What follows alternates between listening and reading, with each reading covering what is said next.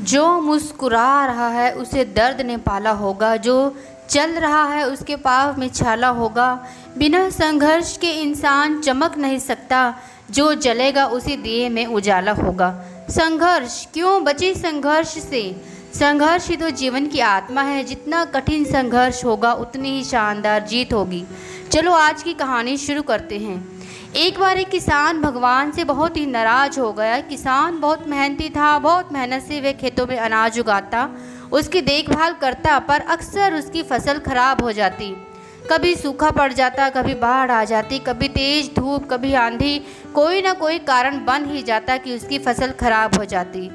एक दिन उस किसान ने गुस्से में आसमान की ओर देखकर भगवान से कहा, हे ईश्वर, आपको लोग सर्वज्ञाता मानते हैं कि आप सब कुछ जानते हैं, कहते हैं कि आपकी इच्छा के बिना एक पत्ता भी नहीं हिलता, पर मुझे तो लगता है कि आप छोटी से छोटी बात भी नहीं जानते। आपको तो ये भी नहीं पता कि खेती बाड़ी कैसे करते हैं। अगर आप जानते होते तो हर समय जो बाढ़, आंधी और तूफान आते हैं वो कभी नहीं आते।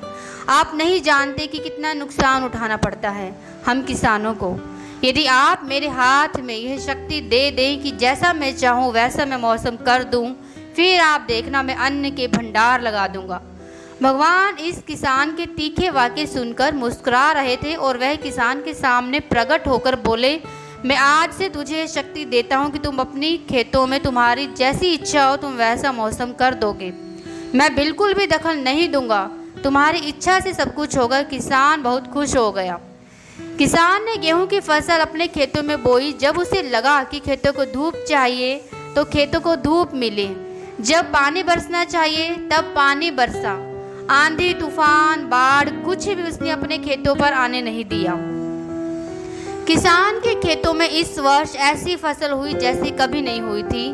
हरी भरी लहलहाती फसल। मन ही मन वह बहुत खुश हो गया और सोचने लगा, अब सबूत के साथ दिखाऊंगा भगवान को कि इसे कहते हैं शक्ति का सही उपयोग। मेरी सफलता देखकर उन्हें अपने नियम जरूर बदलने पड़ेंगे। कुछ दिन गुजरे, फसल काटने को तैयार हो गई।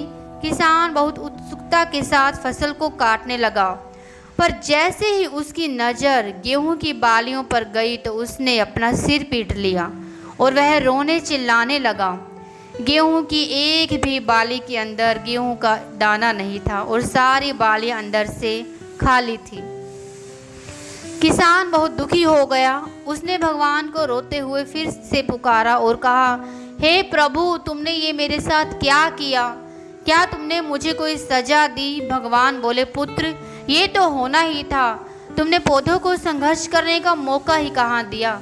ना तुमने उन्हें आंधियों से जूझने दिया, ना तेज बारिश को सहने दिया और ना ही धूप में तपने दिया। एक भी चुनौती का सामना तुमने उन्हें नहीं करने दिया, इसीलिए सारे पौधे अंदर से खोखले रह गए। जब आंधी, तूफान, तेज बारिश और धूप पड़ती है तभी ये पौधा अपने अस्तित्व को बचाने के लिए संघर्ष करता है और इसी संघर्ष से एक बल पैदा होता है जिसमें शक्ति होती है, ऊर्जा होती है, और यही ऊर्जा पूर्ति तेरे गेहूं के दानों की तरह नहीं फूटी। तूने उन्हें कठिन परिस्थितियों से गुजरने ही नहीं दिया जहां उनके अस्तित्व का जन्म होता। सारे बालियां इसीलिए खाली है, इसमें एक भी गेहूं का दाना इसीलिए नहीं है क्योंकि तुमने अपने पौधों को संघर्ष कराया ही नहीं। याद रखिए, स्वर्ण में स्वर्णीय आभा तभी आती है जब वह आग में तपने, गलने और हथौड़े से पिटने जैसे संघर्षों से गुजरता है। कोयले का टुकड़ा हीरा तभी बनता है जब वह उच्च दाब और उच्च ताप की मुश्किल परिस्थितियों से गुजरता है।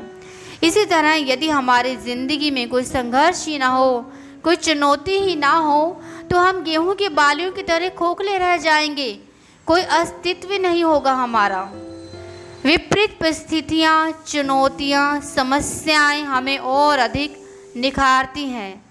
यदि जीवन में कठिन परिस्थितियाँ और चुनौतियाँ आए तो घबराना मत, बल्कि सामना करना, विश्वास करना कि आप और अधिक निखर जाओगे और अधिक मजबूत बन जाओगे।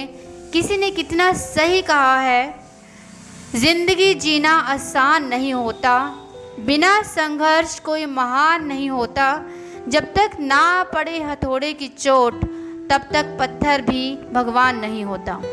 अगर आपको मेरी ये कहानी पसंद आए तो please like, share, comment and subscribe my channel. Thank you so much for watching this story. Thanks a lot.